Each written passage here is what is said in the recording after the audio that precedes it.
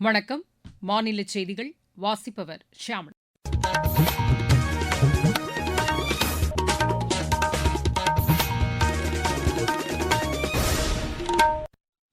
தலைப்புச் செய்திகள். நடப்பு நிதியாண்டின் முதலாவது காலாண்டில் காஃபி ஏற்றுமதி 28% அதிகரித்துள்ளதாக பிரதமர் திரு நரேந்திர மோடி கூறியுள்ளார். வளர்ச்சியடைந்த இந்தியாவை உருவாக்குவதில் ஊரக உள்ளாட்சி அமைப்புகள் முக்கிய பங்கு வகிப்பதாக மத்திய அரசு தெரிவித்துள்ளது. பசுமை எரிசக்தி பயன்பாட்டிற்கு ஊக்கமளிக்கப்படும் என்று தமிழக அரசு கூறியுள்ளது. வங்கக்கடலில் நிலை கொண்டுள்ள காற்றழுத்த தாழ்வுப் பகுதி அடுத்த 2 நாட்களில் வலுவடைய வாய்ப்புள்ளதாக வானிலை ஆய்வு மையம் தெரிவித்துள்ளது. உலக பாரா வில்வித்தை போட்டியில் இந்தியா இன்று 2 தங்கப்பதக்கங்களை வென்றது. இனி விரிவான செய்திகள். நடப்பு நிதியாண்டின் முதலாவது காலாண்டில் காஃபி ஏற்றுமதி 28% அதிகரித்துள்ளதாக பிரதமர் திரு நரேந்திர மோடி கூறியுள்ளார். சமூக வலைதளத்தில் இதனை தெரிவித்துள்ள அவர் இது தொடர்பாக நாளிதழில் வெளியான கட்டுரையையும் வெளியிட்டுள்ளார். இந்த நிதியாண்டில் காஃபி ஏற்றுமதி தொடர்ந்து அதிகரிப்பதற்கான வாய்ப்புகள் உள்ளதாக அந்த கட்டுரையில் தெரிவிக்கப்பட்டுள்ளது. வளர்ச்சியடைந்த இந்தியாவை உருவாக்குவதில் ஊரக உள்ளாட்சி அமைப்புகள் முக்கிய பங்கு வகிப்பதாக மத்திய அமைச்சர் திரு ராஜீவ் ரஞ்சன் சிங் கூறியுள்ளார்.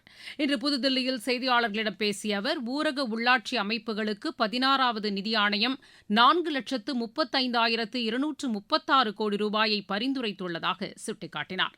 இதனை முறையாக செயல்படுத்துவது குறித்து விவாதிப்பதற்காக தேசிய பயிலரங்கு இன்று நடைபெற்றதாக அமைச்சர் தெரிவித்தார்.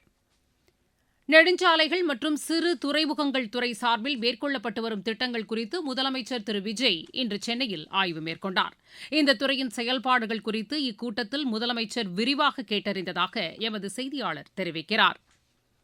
பசுமை எரிசக்தி பயன்பாட்டிற்கு தமிழக அரசு ஊக்கமளிக்கும் என்று தொழில்துறை அமைச்சர் செல்வி கீர்த்தனா கூறியுள்ளார். இன்று கோவையில் செய்தியாளர்களிடம் பேசுகையில் அவர் இவ்வாறு கூறினார். லாஸ்ட் டைம் பாத்தீங்கன்னா 60% MOU சைன் பண்ணதுல 25% இங்க இல்லவே இல்லை. கிரவுண்ட் பிரேக்கிங் எதுவுமே நடக்கவே இல்லை. அந்த மாதிரி இல்லாம 100% MOU கிரவுண்ட் பிரேக்கிங் பண்றதுதான் எங்களோட மோட்டிவ். 25% அவங்க சைன் பண்ணதுல எதுவுமே நடக்காம இருந்தது. இந்த தடவை we want to do it 100%. இதனால எந்த ஒரு இளைஞரும் வெளியே போய் ஹைதராபாத்லயோ பெங்களூர்லயோ ஜாப் தேடி இல்லாம இங்கேயே சென்னையிலயோ கோயம்புத்தூர்லயோ மதுரையிலயோ நம்ம கொண்டு வர மாதிரியான எல்லா நடவடிக்கைகளும் எடுத்துட்டு கிரீன் எனர்ஜி அந்த ஒரு சிஸ்டம் நம்ம இங்க கொண்டு வரதுக்கு ட்ரை பண்ணிட்டு இருக்கோம். இப்பெல்லாம் பாத்தீங்கன்னா கருவேல மரம் இருக்கிற ஒரு ஏரியா நிறைய இருக்கு. சோ அந்த மாதிரி இடத்தெல்லாம் நம்ம சோலார் பேனலுக்கு யூஸ் பண்ணோம் அப்படின்னா பயங்கர பெனிஃபிட்டா இருக்கும். அந்த ஒரு ப்ராசஸையும் நாங்க படிச்சுட்டு இருக்கோம். முதலமைச்சரை அவதூறாக பேசியதாக கூறி முன்னாள் அமைச்சர் திரு அனிதா ராதாகிருஷ்ணனை காவல்துறையினர் கைது செய்திருப்பது கண்டிக்கத்தக்கது என்று திமுக தலைவர் திரு மு க ஸ்டாலின் கூறியுள்ளார். இது தொடர்பாக சமூக வலைதளத்தில் அவர் வெளியிட்டுள்ள அறிக்கையில் மக்கள் பணியில் ஈடுபட்டிருந்த திரு அனிதா ராதாகிருஷ்ணனை அவசரமாக கைது செய்ய வேண்டிய அவசியம் என்ன என்று வினவியுள்ளார். வாக்களித்த மக்களுக்கு நன்மை செய்யாமல் குதிரை பேரத்தின் மூலமாக ஆட்சியை தக்கவைத்து விமர்சிக்கும் எதிர்க்கட்சிகளை கைது செய்து காலம் கடத்திவிடலாம் என்று முதலமைச்சர் எண்ணுவதாகவும் திரு மு க ஸ்டாலின் குறை கூறியுள்ளார். தமிழகத்தில் காவல்துறையினருக்கே பாதுகாப்பு இல்லாத சூழல் நிலவுவதாக பிஜேபி மாநில தலைவர் திரு நயினார் நாகேந்திரன் குற்றம் சாட்டியுள்ளார். இது தொடர்பாக இன்று வெளியிட்டுள்ள அறிக்கையில் சிவகங்கை மாவட்டத்தில் மணல் கடத்தலில் ஈடுபட்ட வாகனத்தை பறிமுதல் செய்ததற்காக காவல் உதவி ஆய்வாளர் திரு துரைசிங்கம் திமுக பிரமுகர்களால் தாக்கப்பட்ட சம்பவத்தை சுட்டிக்காட்டியுள்ளார். இதுபோன்ற சம்பவங்கள் மீண்டும் நடைபெறாமல் இருப்பதை தாவேக அரசு உறுதி செய்ய வேண்டும் என்றும் திரு நயினார் நாகேந்திரன் கேட்டுக் கொண்டுள்ளார். தாவேக சட்டப்பேரவை உறுப்பினருக்கு 35 கோடி ரூபாய் வழங்க முன்வந்தது தொடர்பாக காவல்துறை விரிவான விசாரணை மேற்கொள்ள வேண்டும் என்று தமிழ்நாடு காங்கிரஸ் கமிட்டி தலைவர் திரு மாணிக்கம் தாகூர் வலியுறுத்தியுள்ளார். ஸ்ரீபெரும்புதூரில் செய்தியாளர்களிடம் பேசிய அவர் மிக முக்கியமான இந்த வழக்கினை காவல்துறையினர் சரியான முறையில் கையாள வேண்டும் என்று கேட்டுக் கொண்டார். இதுபோன்ற செயல்கள் ஜனநாயகத்திற்கு எதிரானது என்றும் திரு மாணிக்கம் தாகூர் தெரிவித்தார்.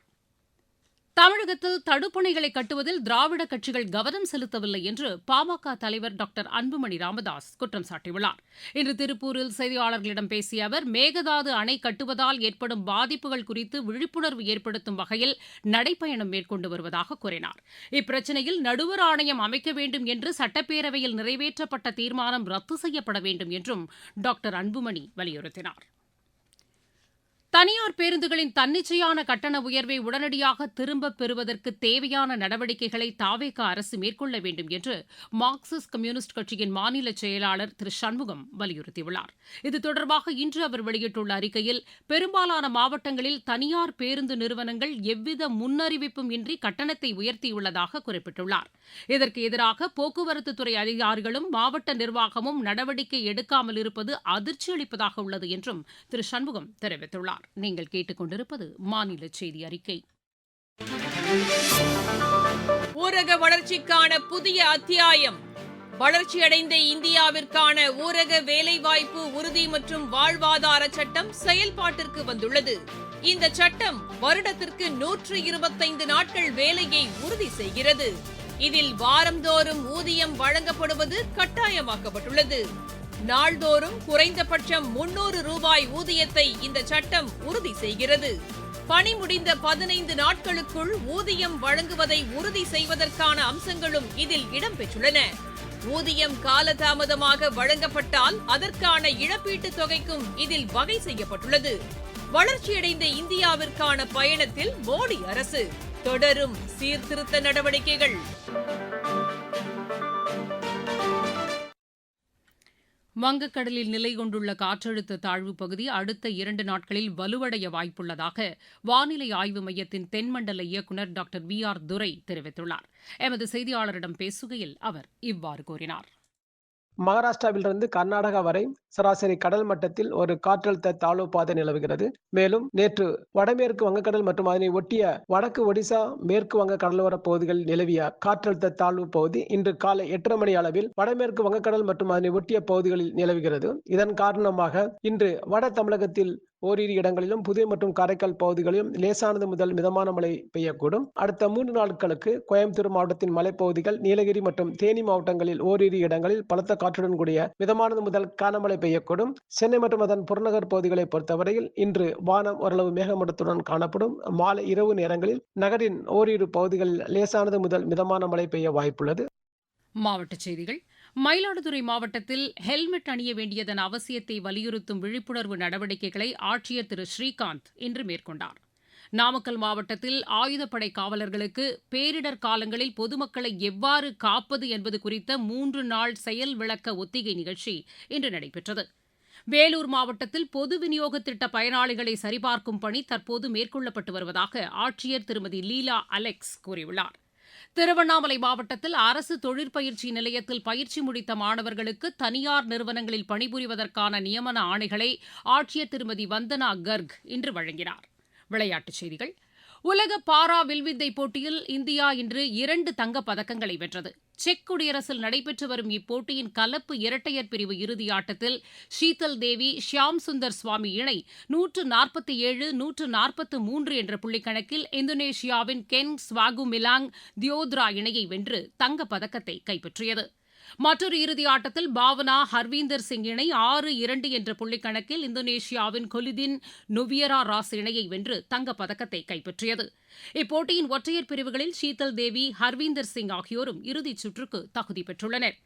ஆசிய இளையோர் டேபிள் டென்னிஸ் போட்டியில் இந்தியாவின் சிண்ட்ரேலா தாஸ், திவ்யான்ஷி பௌமிக் இணை இறுதி ஆட்டத்திற்கு முன்னேறியுள்ளது.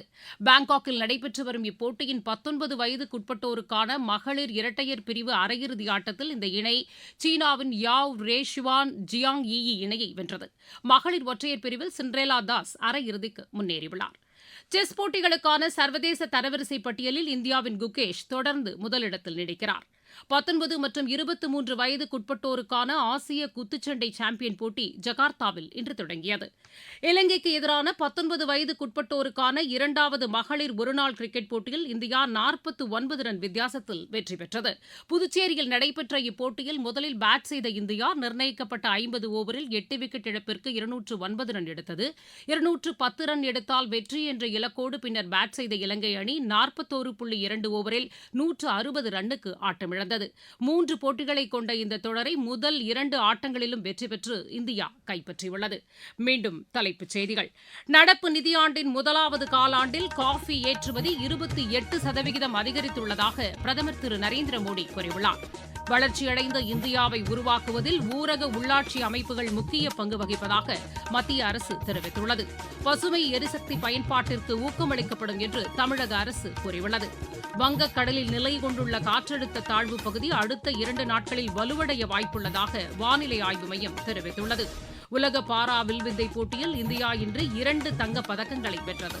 செய்தியறிக்கை நிறைவு பெற்றது.